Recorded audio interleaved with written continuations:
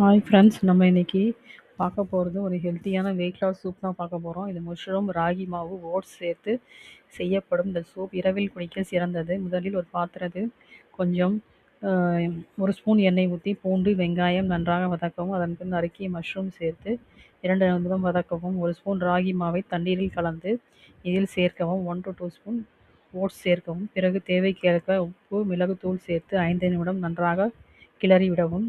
Soup கொஞ்சம் திக்கான பிறகு அடுப்பை அணைக்கலாம். இந்த சூப்பை இரவில் குடித்தால் நீண்ட நேரம் பசி எடுக்காது. வெயிட் லாஸுக்கு உதவும், டைஜஷனுக்கு நல்லது. முக்கியமாக டயட் ஃபாலோ பண்ணுறவங்களுக்கு இது நல்ல ஒரு ஆப்ஷன். இதை நீங்களும் ட்ரை பண்ணி ஆரோக்கியமாக வாழுங்க. இது எப்படி செய்யுதுன்னு பார்க்கலாம்.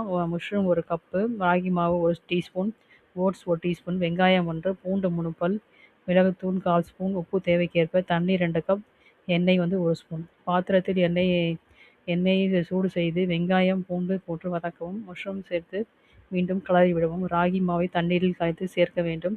ஓட்ஸை சேர்த்து நன்றாக கலக்கவும். உப்பு, மிளகுத்தூள் போட்டு இறக்கி வைத்தால் இது சூப்பு தயார்.